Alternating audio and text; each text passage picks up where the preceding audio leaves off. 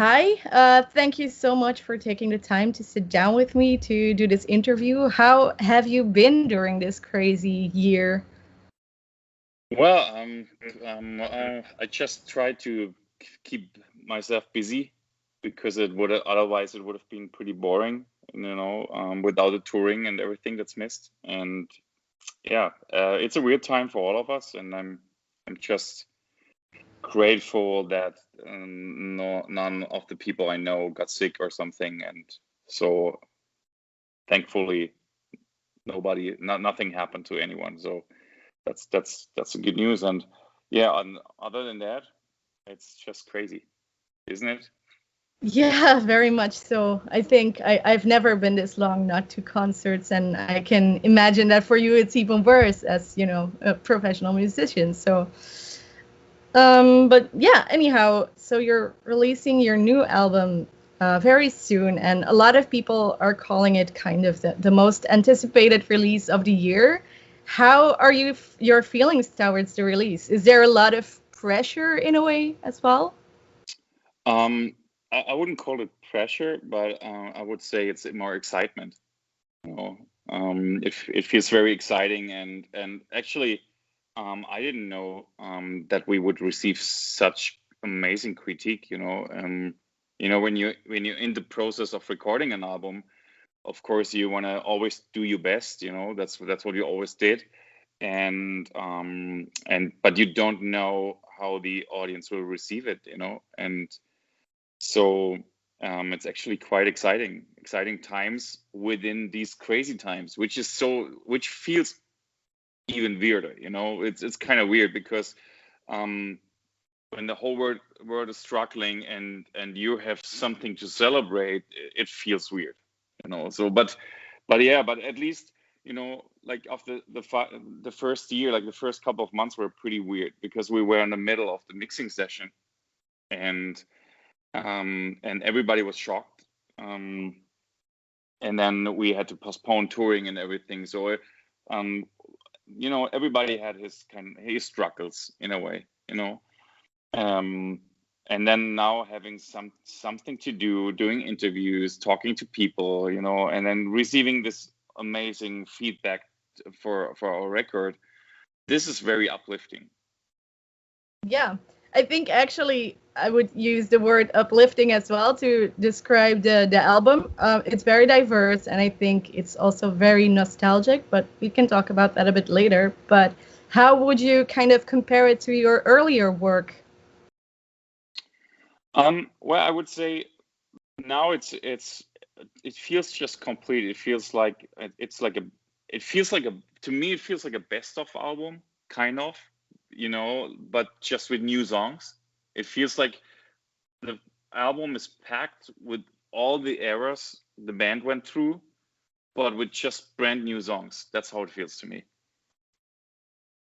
Yeah, exactly. I think the first track that you guys wrote together was, of course, the Pumpkins United song that you released for the tour. But a lot of fans have also been calling it like a combination of Keeper of the Seven Keys and then the Dark Ride album.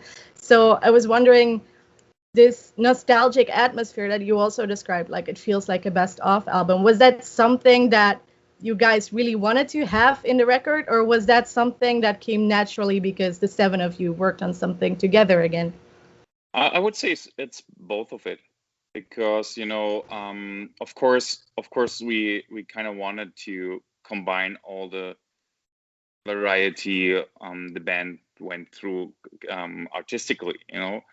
And if you go through the back catalog, I mean, it's such diverse work, such diverse records, and we always wanted to kind of combine that, and then also having the old members back, especially having Michael back as a singer, in in combination with Andy, made it very interesting too. So I think it's both. It's one reason is that we kind of wanted to combine all that. On the other thing is that it just came naturally because we went on tour for such a long time, and it worked. It worked on the tour as well very much.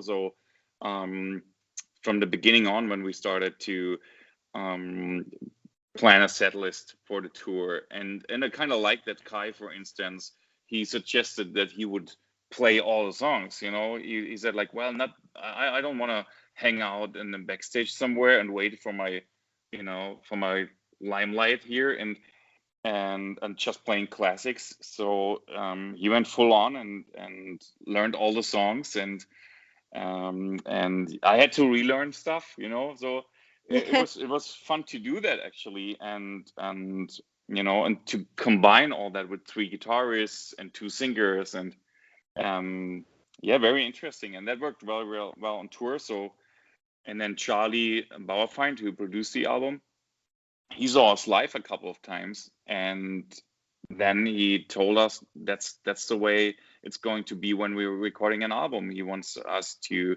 have this magic, so-called magic, or combination of energies on this record as well, from just what he saw live, you know. Like, talking a little bit about that tour, now you had that lineup on tour, of course. Was it always a plan for you guys to record a new album, or is this kind of the result of having so much fun together and having great dynamics on stage? Well, I would say Pumpkins United was kind of a test run, so to speak. It sounds not very romantic, but it was like, well, would we be able to do something like that? And also it was more like, you know, giving Kai all the hand on this, you know. We were like, okay, just do your thing, you know, and we're going to record this, you know, and let's see what's going to happen with that. And then also being on tour together, we just grew together, you know. It's like a big family now. I mean, all of us, our crew, our management, which is around with us for a long time, Bottom Row, they support us and keep our backs since 2004, and then Charlie Bauerfeind was producing all Helloween records I was playing on, you know. So it's like a big family now, and that helps a lot, you know, and that makes things happen naturally. There was actually, in the promo photos that I received for the record, there was this one photo in black and white where you guys just make a very silly face. Is that kind of the chemistry between you guys, sort of what, you know, you are as a band? Yeah, I mean, you know, I would call it slapstick. You know, there's a lot of slapstick going on around our band, and it always has been the core of Helloween. You know, even when the old guys started out, you could tell they kind of didn't take themselves too serious, and but in a slapstick manner. And then when I joined the band, I mean, the first couple of weeks I was just hanging out with Michael Weikath, and he has this very intelligent, scurril persona, and that was an instant match because we kind of like the same things, you know. We like the same humor, you know. If you're into Mr. Bean, you would love him, you know. So there's so many like daily situations that would come up, and which we all would put into a humoristic perspective, and that's like the band's character, I would say, and for all the members, you know. Now, the new album is called Helloween, and usually when a band names their album after themselves, it feels like somewhat of a new beginning. Is that also part of the reason you titled the album Helloween, or? Yeah, it is. Also, it's like we went full circle here, because, you know, the first EP of Helloween was called Helloween, which is normally like the start of something, as you said, and then now it feels like a new era again. It's a start of a new era. That's how it felt to us. You know, on tour we went at one point because it was always called Pumpkins United, because when we were talking about this tour, we were thinking of a name for the tour, and we've been like, okay, let's do something with, so people get that we're united. It's not like a you know, reunion tour or whatsoever. It's a united thing, and it's like all 7 members, and so we came up with this Pumpkins United thing. And in the ongoing tour, we were sitting at some airport, and then we all were like to our management, can we just call this Helloween in the near future, because it just feels like a complete band. We don't want to call this Pumpkins United anymore, because now for everybody it's clear that we're united. Duh. So yeah, and so it was kind of logical when we finished the album that this is a beginning of a new era, and it feels like a real band again after touring and going through the recording process. Yeah, so that's why it's called Helloween. Now, having 3 guitars, 3 singers, and also a bunch of songwriters in the band, did that drastically change your songwriting process, or did that open any new doors for you guys? Well, not very much. New doors in that perspective. That of course more members, more energy.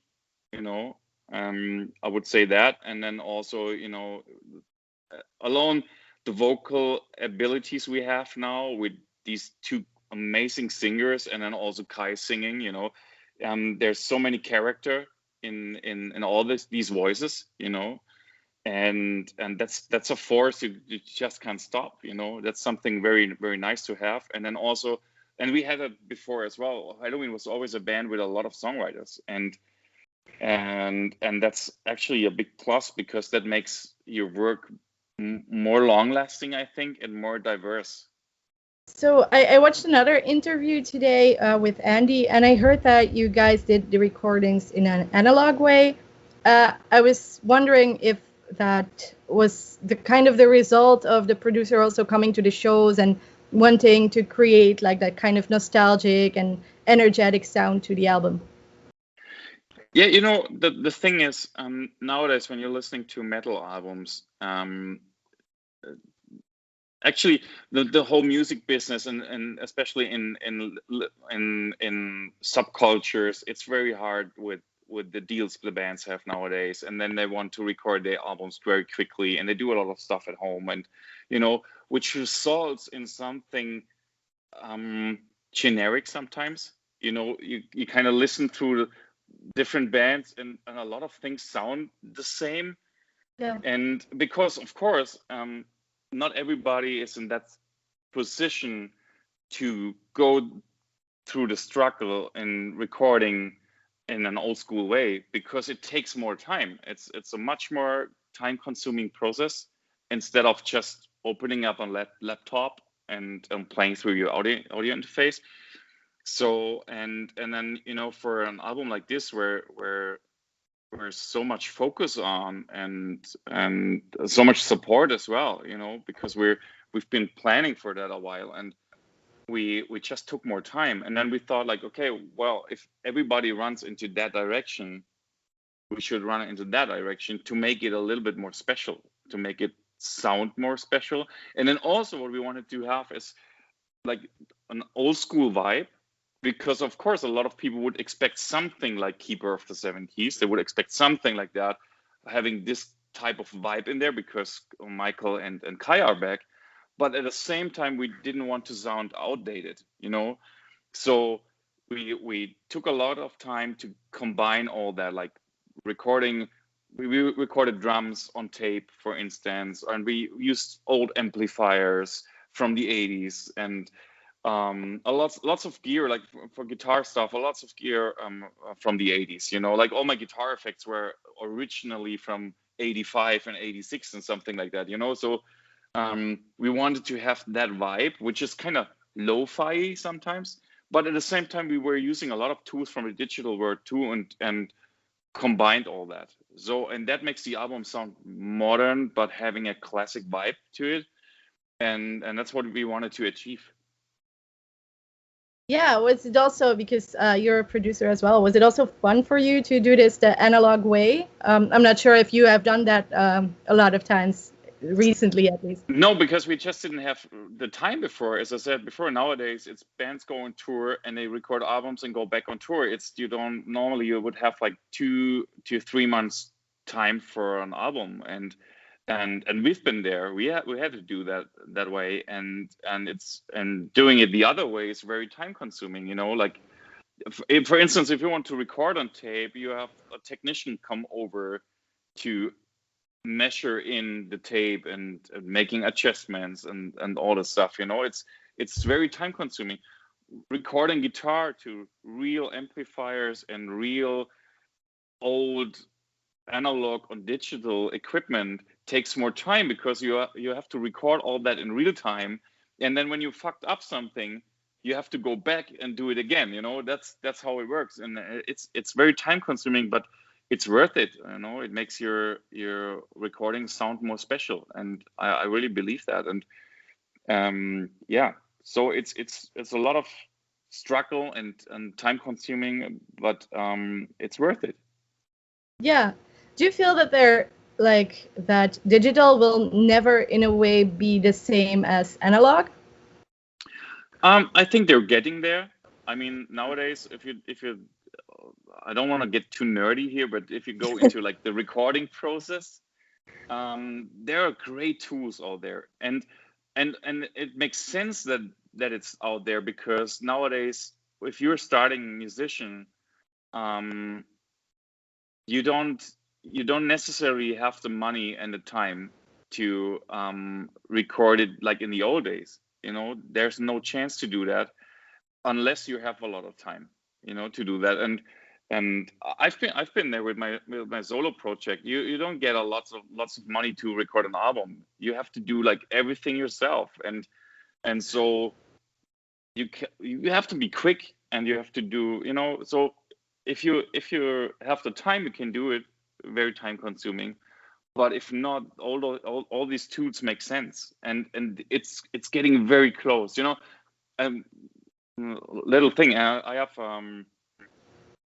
a big heart for old synthesizers, so I'm collecting old analog synthesizers from the 80s, and I know some software which emulates that, and it's so close. And of course, if I would be 15 years old, starting writing my first songs or whatsoever, I would use that. I mean, nobody can afford all this analog real stuff. And I couldn't when I was very young, and so it makes sense. Or if you're just having quick ideas, I do that sometimes. I use my iPad, and record quick ideas. Makes totally sense. So can it beat it? I'm not sure. I think in days where people listening via streaming, I think it's so close to the real thing.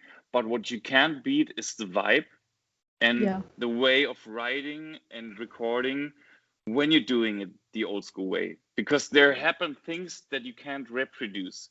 On a computer, you can save that and recall it anytime, so it will be always the same. And also the reaction of those so-called plugins are always reacting the same way. But with analog gear, you don't have that. There's a lot of trial and error sometimes, and as I said, sometimes you fuck up something and you think like, nah, I want to do it again, and then the producer says, wow, but it was so great, I like the feeling, let's keep it. And in a digital world, you don't do that. You go in there and you're listening with your eyes and you're trying to make it perfect, and that's what you basically can hear in a lot of music nowadays, that it's gotten so technically, and everybody wants to be so perfect, and we've been kind of searching for the imperfection, because that makes you more human. Yeah, exactly. Now, I also heard in that same interview I watched that you kind of also wanted to recreate Ingos' drum sound in the album. Yeah. What is the story behind that? Did you want to have him on the album in spirit, kind of? Yes, it was Danny's idea, because he did this great drum solo during the tour, where he would have old recordings, videotape recordings of Ingo playing drum solo, and so he came up with this idea to have a battle between him and Ingo, to honor him, because if we do a reunited Helloween band, he said like Ingo was had a big influence on him and big impact on him, and he wanted to integrate him to the show. And also later he came up with this idea to have him some way, in a spiritual way, as you said, on the album. So he thought like, what about, is there any drum kit left? I mean, there must be some drum kit left. And then he found this friend of Ingo who stored away his drum kit, and so Danny came up with this idea, hey, I want to record with his drum kit, that would be actually nice. And that's what they did, and also I think that kind of also triggered a little bit Charlie to say, okay, but if you do it that way, let's go old school, let's record on tape, you know. It's a really nice way to have him kind of featured on the album as well. Really cool. Now, according to the press release, it said you are the main songwriter of Best Time. So it's also a good opportunity, to ask about that track, I guess. So what can you tell fans about that track? And do you still remember what the first thing was in the song that you kind of came up with? Yeah. First of all, it's a very uplifting song, and it has this. It's not like this party all night song. It's more uplifting in a way of leaving the past behind and moving forward. You know, giving you more strength. So it has like a little bit of darkness in the track because it's about the past as well, leaving the past behind. And at the same time, it's uplifting. And I just came up with this guitar riff first, and then I started singing, and I instantly, basically with my voice on it, like if you would listen to the demo version, it sounds very much like a Billy Idol song. Mm-hmm. So it has like this driving force behind the riff and the drums and everything. And so, you know, and I just thought like, oh, that would be a great song to drive in a car, you know, and listen to the song full blast, you know, girl leaving her evil ex-boyfriend, you know, and packing her stuff into the car, throwing it in the car, starting to drive, turning on the radio, and then this song comes up, you know, because she's leaving the past behind. That was the initial thought of the song. And then I kind of left it open. So when we always meet to play to each other our demos. And so this was the only song I didn't sing on first. I was like, okay, I will sing for them the chorus so they know how the chorus goes and see if it catches them. But I kind of wanted to leave it open. So I thought like, well, that would be actually, because it's like in that line of Future World and I Want Out, you know, in that kind of musical way. And I thought maybe it's a song Kai wants to work on further, you know, because Kai wrote I Want Out in Future World. So I thought like, maybe, okay, let's keep that open. And so I played it to the guys, and instantly Kai thought like, oh, it's a very cool song. I think I want to do something with it, which unfortunately never happened. But Andy, at the same time, he thought like, wow, such a great song. Maybe I have some idea for that as well. And I was like, okay, well, you know, here it is. You can have it. I don't record my vocals on it. Just do something, which didn't happen until the pre-production phase. And then Andy came up to me at one point and said, hey, I really like that song. Is it finished? Do you have your vocals? And I told him, yeah, well, I'm going to record the vocals for you, so you know how it goes. And he said like, yeah, but maybe I have a good idea for the first. And then I said, you know what? Let's do it. I will not record my vocals. I will just record the chorus line because the chorus is fixed. And I have a pre-chorus and a first, and we try something out. And tomorrow we don't go to the pre-production. We meet in my hotel room and we start. And it took us just 1 hour. It just came by. I grabbed the guitar and he sung, and then we tried some things and then rearranged the whole verse, you know. Yeah. And after 1 hour we've been done. It was such a quick thing. And he streamlined the song very much because it was a bit longer. And he said like, wow, that's a perfect live song as well, you know. It's like, let's make it as compact and short as possible. And then we did it. And then in the end, he was standing at the door, turning around and saying like, that was actually fun, you know. So because we never did it that way before, you know, before we would just use the internet and sending ideas and whatsoever, but this time we had this pre-production going on. The band was in the studio, and him and we would meet in person, you know, and trying something out together. And that was really fun. It was really cool. And I think it gave the song a special vibe. And then, of course, you have different singing on there. And then in the end, they even kept my vocals in there. They were like, at one point, Charlie called me up and Andy, and he was there saying, hey, listen, we've been just listening through your tracks you've recorded for the song, and we kind of like what you did in the chorus and in the middle part. It's actually sounding really cool, and I found it kind of. Do you mind if we keep that?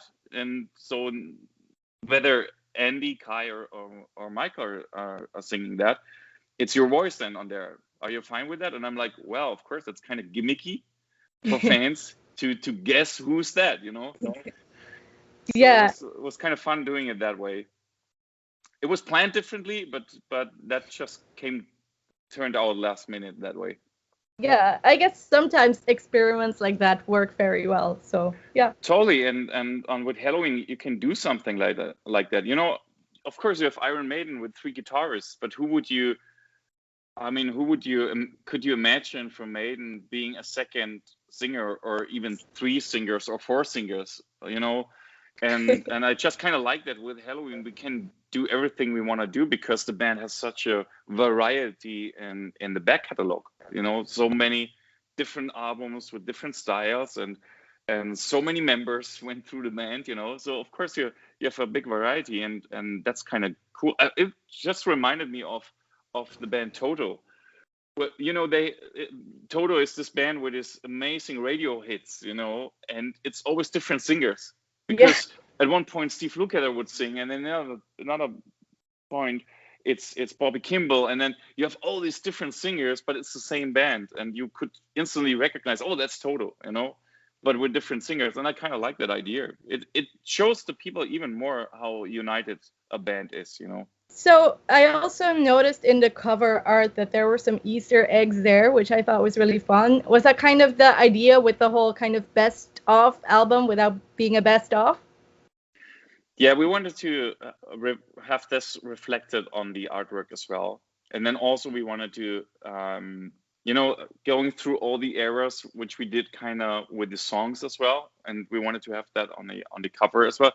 And then also choosing a real artist, not some Photoshop guy doing some patchwork. And, you know, we wanted to have a real artist doing art for our album cover. So we asked Elren Kantor to do that.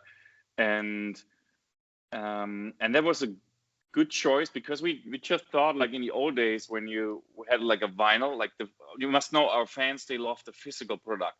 We have our fans are very loyal, and they buy albums, and then, you know, they're music enthusiasts, and when you're a music enthusiast you just want to listen to the music consciously, and not aside from doing something, you want to enjoy it. And then we've been just remembering in the old days when we had like a vinyl in our hands and you had like a great artwork, it just gave the packaging gave the music inside even more value. And that's what we wanted to do, like with such an album where you have so much focus on, you know, we wanted to deliver something really nice. Yeah, well, I guess the future is kind of still unclear a little bit, but how do you see, when do you think you guys might be able to go on the road again? Did you book any shows for 2021 still, or? Yeah, well, it's planned that we're going on tour next year. But as you said, it's really hard to plan, and I don't want to speak too much about it, because I'm kind of excited to go back on tour, but you know, it would be a real bummer if we couldn't do it. So yeah, but if everything works out, we will go on tour next year together with Hammerfall, and yeah, let's see how that goes. Yeah. Anyhow, well, time is up, I guess. So, do you have any last thoughts you want to share, or maybe something that I didn't ask about to your fans? Well, actually, I'm very, very thankful at the moment to receive such good news and seeing like all the comments, really, really nice comments underneath the 2 singles we just released, you know, and seeing that there's so much great reception from our fans and also from the press. So it's very exciting, and I just hope for all of us that this pandemic is soon over, and that we can go back to enjoy live shows.